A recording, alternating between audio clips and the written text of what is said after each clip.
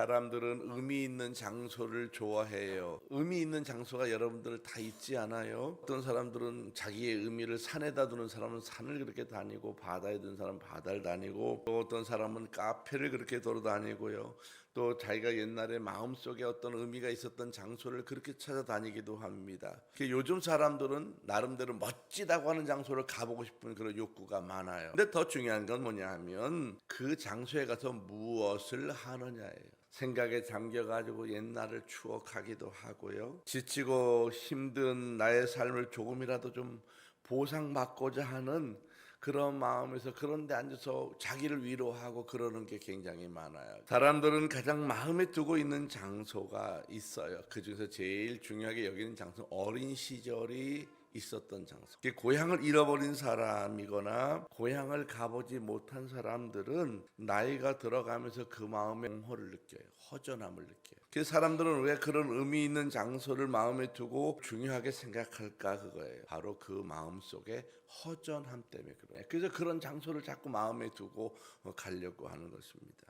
자신의 삶에 안정을 잃어버린 결과로 오는 것이 바로 허전함입니다. 어린아이가 제일 안정을 찾는 때가 언제냐면 엄마 젖을 먹을 때. 그게 최고의 이 안전입니다. 왜냐? 엄마가 자신의 모기 때문에 보호자기 때문에. 창세기 1장 2장을 쭉 2장을 읽어보면 아담과 하와가 불안했냐? 불안하지 않았어요. 그런데 범죄한 이후에 아담과 하와는 불안했더래요. 불안이 안으로 들어오는 것입니다. 그럼 왜 불안해졌느냐는 거예요. 아주 간단해. 나를 보호할 보호자가 없다는. 인간의 불안은 바로 나를 창조하신 창조자를 잃어버리면 불안해지는 겁니다. 사람의 불안을 어떻게 이길 수 있는가? 바로 창조자를 만날 때 불안을 이길 수 있습니다. 인간의 불안의 근원은 하나님과의 분리에서 왔기 때문입니다. 어린아이들 심리 중에 분리불안이라는 게 분리불안. 애착의 대상인 아버지나 어머니, 양육자들과 떨어졌을 때 분리불안이 일어나는 것입니다. 근데 이런 불안 장애가 일어났을 때에 내게 큰 끔찍한 일이 벌어질 거야, 이런 생각을 갖고 있어요. 불안 증세가 오면 마음이 불안한 것이 아니라 자율신경계가 불안해져요. 일을 해도 일이 안 되고 공부를 해도 공부가 안 되고요. 일상생활이 잘 안 됩니다. 이게 바로 불안 증세라고 하는 거예요. 불안이 없는 사람은 없습니다. 이 불안의 근본 원인은 세 가지인데, 첫 번째는 하나님과의 분리에서 불안이 오고요. 두 번째는 에덴 동산에서 분리됐기 때문에 불안이 오고요. 세 번째는 생명나무에서 분리됐기 때문에 불안이 와요. 하나님이 없는 사람은 불행합니다. 자신이 불행해지는 것도 모르고 살아가요. 자신이 주인이라고 생각하기 때문에 모든 것을 자신이 결정할 수 있다라고 생각합니다. 이게 불행이에요. 내 인생의 모든 삶의 문제를 하나님이 결정해 주면 사람은 불행하지 않아요. 왜? 잘 될 줄로 믿기 때문에. 하나님과 분리된 사람은요, 하나님께 묻지 못해요. 내가 물어? 안 들어요. 하나님은 왜 안 듣느냐? 죄인이기 때문에 안 듣는 거예요. 근데 내 기도는 왜 들어? 주님이 나를 바라볼 때 죄를 안 바라보고 뭐를 바라봐요? 예수님의 보혈을 바라보요. 그렇기 때문에 하나님이 나를 받아주는 거예요. 예수님 때문에. 이게 다른 거예요. 그래서 우리는 하나님께 내가 상의할 수 있어. 그래서 불행하지 않은 것입니다. 성경이 뭐라고 말해요? 근심하지 마라, 걱정하지 마라, 절망하지 마라. 시편 42편 5절에 보면요, 내 영혼아 내가 어찌하여 낙심하며 어찌하여 내 속에서 불안해하는가? 너는 하나님께 소망을 두라. 그가 나타나 도우심으로 말미암아 내가 여전히 찬송하리로다. 그렇게 말합니다. 시편 4편 8절에 보면 다윗이 하나님과 함께 계심에 대해서 평안을 이렇게 고백합니다. 내가 평안히 눕고 자기도 하리니 나를 안전히 살게 하시는 이는 오직 여호와이십니다. 이렇게 고백해요. 다윗이 그런 고백을 하게 됩니다. 우리의 불안이 세상에 살기 때문에 경쟁이 심해서 오는 것으로, 또 스트레스가 많아서 오는 것으로 생각하지만 하나님과 분리되면 오는 게 불안이에요. 그래서 예수님은 요한복음 14장 1절에 이렇게 말합니다. 너희는 마음에 근심하지 말라. 하나님을 믿으니 또 나를 믿으라. 그렇게 말합니다. 두 번째, 장소에 대한 불안이 나오는데요. 아담과 하와가 에덴 동산에 쫓겨났지 않아요? 범죄한 이후에 에덴 동산에 쫓겨난 이 아담과 하와가 불행의 시작입니다. 고향을 잃어버린 것이고요, 안전한 장소를 잃어버린 것입니다. 범죄한 이후에 세상의 땅은 저주받았어요. 에덴 동산은 저주받은 땅이 아니에요. 그런데 에덴 동산을 나가니까 저주받은 땅이 됩니다. 사람이 수고하지 않으면 열매를 발을 걸을 수 없는 땅입니다. 창세기 3장 17절에 보면 내가 내 아내의 말을 듣고 내가 내게 먹지 말라 한 나무 열매를 먹었은즉 땅은 너로 말미암아 저주를 받고 너는 내 평생에 수고하여야 그 소산을 먹으리라 이렇게 말합니다. 그래서 불행해지는 거예요. 그게 불안한 것입니다. 땅은 저주를 받아서 다시 덩굴과 엉겅퀴를 낸다라고 말씀합니다. 그래서 끊임없이 수고해야 돼요. 세 번째 원인은 생명나무에서 분리된 것입니다. 에덴 동산 4개 강이 있어요. 시테겔, 유프라데, 기손, 비혼이라고 하는 4개의 강이 있는데 이 4개 강 가운데 흐드러지게 피어있는 과일, 그게 줄줄 열리는 과일이 바로 생명나무 과일입니다. 이것은 풍족해서 얼마든지 먹을 수 있어요. 넘쳐나도록 먹을 수 있어요. 창세기 2장 9절에 보면 여호와 하나님이 그 땅을 보시기에 아름답고 먹기에 좋은 나무가 나게 하시니 동산 가운데 생명나무와 선악을 알게 하는 나무도 있더라 그렇게 말합니다. 창세기 3장 22절에 보면 여호와 하나님이 이르시되 보라 이 사람이 선악을 아는 일에 우리 중 하나같이 되었으니 그가 그의 손을 들어 생명나무 열매도 따먹고 영생을 가더라. 왜 에덴 동산에 쫓아냈느냐? 생명나무 열매를 계속 먹고 안 죽을까 봐 그러는 거예요. 사람이 죽는다고 하는 이유 중에 하나가 내가 하나님께 돌아갈 수 있기 때문에 죽는 거예요. 하나님이 우리의 생명을 짧게 하신 이유는 이 땅에서 빨리빨리 정리하고 다시 원래의 고향인 하늘로 가게 하시려고 육체의 기한이 끝나는 것입니다. 아담과 하와가 에덴에서 살 때는 죽을 필요가 없었어요. 왜? 불행하지 않기 때문에. 근데 우리가 사는 세상은 이미 불안해. 하나님과 분리됐고 에덴에서 분리됐고 생명나무 분리됐기 때문에 불안해요. 그래서 내가 빨리 때가 되면 죽어서 돌아가는 게 좋은 일입니다. 여러분 사람이 먹는다고 하는 것은 생존의 문제입니다. 그런데 에덴 동산에서는 생존의 문제가 없었어요. 그냥 늘 먹을 수 있게 돼 있다고요. 그런데 에덴 동산을 벗어난 이후에 사람은 땀을 흘려야 되는 왜? 저주받은 땅이기 때문에. 왜 땅이 저주받았을까? 저주받은 인간이 거기 갔기 때문에 땅이 저주가 되는 거예요. 그래서 아무리 황폐한 땅이라도 하나님의 복이 있는 사람이 가면 그 땅이 복된 땅으로 바뀌는 거예요. 우리 집에 좋은 사람이 들어왔어요. 그 사람이 복이 있는 사람이면 그 집에 복이 들어와요. 근데 그 사람이 저주가 있는 사람이면 집에 저주가 오는 거예요. 이게 바로 원리가 같다는 겁니다. 계시록 22장 14절에 보면 자기 두루마리를 빠는 자들은 복이 있으니 이는 그들이 생명나무에 나아가며 문들을 통하여 성에 들어갈 권세를 받으려 함이로다. 이 생명나무가 창세기에 나오는데 이 생명나무 과일이 마지막 계시록까지 나와요. 이 생명나무는 누구를 말하는 거냐? 예수 그리스도를 말하는 것입니다. 이를 통해서 영생을 얻는 것입니다. 결국 에덴에서 쫓겨난 이후에 생명나무 열매를 먹지 못하는 것은 영생을 잃어버린 것에 대해서 말하는 것입니다. 그 잃어버린 영생을 성경의 마지막 장에서 결국 생명나무가 되신 예수님을 통해서 하늘나라로 들어갈 수 있는 것들을 말씀합니다. 사람의 불안이라고 하는 것은요 결국 어디서 오는 거냐? 영생을 잃어버린 것으로부터 오는 것입니다.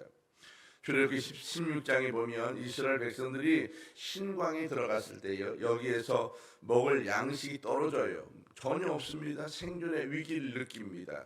원망에 원망을 하고요. 그때 하나님께서 뭘 내려줘요? 만나를 내려줘요. 이 만나가 언제 내리느냐? 새벽만 내려요. 그래서 이 사람들이 이 광야 40년 동안 매일같이 만나가 내렸는데 이스라엘 백성들이 만나를 먹으려면 해가 뜨기 전에 일어나야 돼요. 성도들이 잘 살기 원하면요 새벽에 일어나는 거예요. 이게 중요한 거죠. 영적인 의미가 있습니다. 새벽부터 하늘을 바라보라. 너의 삶의 공급자는 하늘에 있다는 것입니다. 하나님께 있다는 것입니다. 그러니까 해가 뜨기 전에 첫 시간을 하나님 앞에 드리라는 것입니다. 출애굽기 10장 21절에 보면 아침마다 나가서 이것을 풍족히 거뒀다. 우리가 첫 시간을 하나님 앞에 드리는 것이 그래서 중요합니다. 여러분 내가 새벽부터 하늘을 바라보심으로 말미암아 하나님이 나를 하루 종일 인도하신다라고 하는 확신을 갖고 살아갈 때 이 사람이 불행에서 벗어나는 것입니다. 출애굽기 16장 35절에 보면 이 만나를 무려 40년 동안이나 광야에서 먹었다라고 말씀합니다. 성경에는 먹는 것에 대한 기사와 먹는 것에 대한 그런 기적 같은 이야기들이 많이 나와요. 에덴 동산은 생명나무가 넘쳐났고요. 총리 요셉을 통해서 이 중동 일대 모든 나라를 먹였어요. 애굽에 살 때 이스라엘 백성들이 그 고센 땅에서 먹을 것이 넘쳐났다고. 노예로 살아갈 때도 먹을 것이 넘쳐났어요. 하나님은 이스라엘 백성들에게 먹을 것 때문에 굶주리게 하지 않았다는 것입니다. 예수님 때 보십시오. 가나 혼인잔치 갔을 때 포도주가 넘치도록 만들어 주셨습니다. 이 백성들이 예수님의 말씀을 들으려고 다 모여 앉았을 때 그 많은 사람들에게 물고기 하고 보리떡 하고 기도해서 넘치도록 먹이고 12광주를 더 거뒀습니다. 5천 명을 먹이고 4천 명을 먹인 역사들이 나타납니다. 여러분, 이것이 하나님을 만난 사람들의 삶이에요. 그래서 하나님 안에 거하는 사람은 굶어 죽지 않아요. 왜? 하나님은 하나님의 백성들이 가난하고 굶어 죽는 것을 원치 않으시는 것입니다. 이렇게 하나님은 먹을 것을 풍족하게 거둘 수 있도록 하는 분이시고요. 그러나 그걸 믿지 못하는 사람이 너무나 많다는 것입니다. 누가복음 12장 29절 32절에 보면요, 너희는 무엇을 먹을까 무엇을 마실까 하여 구하지 말라, 근심도 하지 말라. 이 모든 것은 세상 백성들이 구하는 것이라 너희 아버지께서는 이런 것이 너희에게 있어야 할 것을 아신다. 이렇게 말씀합니다. 우리가 성막을 건축하는 데 있어서 그 안에 떡상이 있어. 떡상. 이 떡상 그야말로 상 위에 떡을 6개, 12개를 이렇게 올려놓는데 그 떡이 이만해. 큰 부침개만 하다고요. 이렇게 올려놓아서 일주일 동안 거기에 놔둡니다. 그리고 일주일 동안 예배를 드리고 안식일 날에 그를 갈아 끼워요. 이것이 진설병을 의미하는 것인데, 하나님께서 이 가루를 가져오는 백성들의 가루를 받으시는데 어떤 가루를 받느냐? 고운 가루를 받아요. 여러분, 쉽지 않아요. 지금 기계가 많이 갔지. 사람이 이거 갈아갖고 곱게 받는 쉽지. 그럼 그걸 얼마나 내가 애를 썼냐는 것입니다. 떡상에 떡을 만들기 위해서 곱게 갈아야 되는데, 이것은 무엇을 의미하냐? 성령의 맷들로 자기를 갈아들이는 걸 말하는 거예요. 하나님 면전에 내가 내 것이 나를 드리기를 원하면요, 여러분 곱게 갈아야 돼요. 곱게 가루가 되지 않으면 하나님이 받지 않아요. 내가 하나님께 받아들여지기 원하세요? 내 성품을 갈아야 돼요. 내가 하나님 앞에 가루가 되도록 여러분 계속해서 자기를 성령의 맷돌로 갈아야 되는. 그럼 무엇을 갈아야 되느냐? 자기의 자아를 가는 거예요. 자아. 내가 주인입니다 라고 하는 생각을 갈아야 돼요. 그리고 내가 하나님 면전에 가루를 드리듯이 내 가루가 된 나를 하나님 앞에 드릴 때 하나님 앞에 내가 드려지는 것입니다. 이 떡상이라고 하는 것은 바로 안식의 떡을 말하는 것입니다. 이 안식의 떡은 누가 먹느냐? 안식일 날 떡을 새롭게 갈아요. 그때 그 떡은 누가 먹느냐? 제사장들이 먹어요. 근데 제사장들이 밖으로 못 나가. 반드시 그 안에서만 먹어야 돼. 그 안에 일하는 제사장들이 나눠서 그거를 다 먹는 것입니다. 그러면 원래 이 떡은 누구를 위해서 드리는 거냐? 하나님을 위해서 드리는 거예요. 그런데 그 떡은 누가 먹었어요? 제사장이 먹었어요. 자, 이것은 무엇을 말하느냐? 하나님께 내가 드리지만은 하나님께서 하나님을 대신하여 누가 먹어요? 바로 제사장들이 이것을 같이 먹게 되는 것입니다. 우리 하나님께서 이 제사장들을 통해서 이 하나님의 백성들이 가져온 것을 같이 먹게 하시고, 또 이것을 통해서 그들의 정성과 그들의 수고를 연합하시는 것입니다.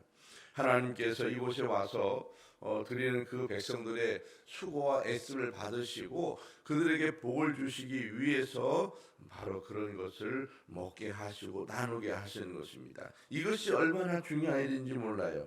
우리가 하나님 앞에 나와서 예배를 드릴 때에 여러분, 내가 정성을 다해서 갖고 오잖아요. 무엇인가 갖고 오잖아요. 이게 드려진 바 되기 위해서는 바로 그겁니다. 이것을 통해서 하나님의 교회가 풍성해지고 주의 종의 삶이 풍성해지고, 또 이것을 통해서 하나님의 교회 안에 기쁨이 가득 차도록 내가 드려야 되는데, 이 가끔 오면 되지 못하는 성도들은 헌금하면 헌금에 유세를 하는 사람이 있어요. 우리 교회는 그런 사람이 없는데 그런 사람이 있어요. 내가 여기다 얼마나 헌금했는데 이런 소리 하면요, 그 사람은 이미 저주받은 입이 되는 거예요. 그런 말을 하면 안 되는 거예요. 아직 갈아지지 않은 가루를 갖고 온 거예요. 그건 아예 드렸더라도 하나님이 받아지지 않은 거예요. 쓰지 못하는 것입니다. 우리가 하나님 앞에 떡상으로 내가 드려지기 원하시면요, 반드시 갈아야 돼요. 무엇을 갈아요? 무엇을 갈아요?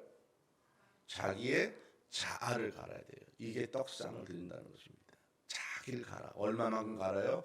고운 가루가 되도록. 그래서 하나님 앞에 여러분 성도들이 하나님 앞에 나서 시간이 뭐 20년 됐습니다, 30년 됐습니다, 내가 뭐 5대를 예수 믿었습니다. 그럼 그 집안이 어때야 되냐면 예수님의 성품처럼 닮아져 가야 돼요. 이게.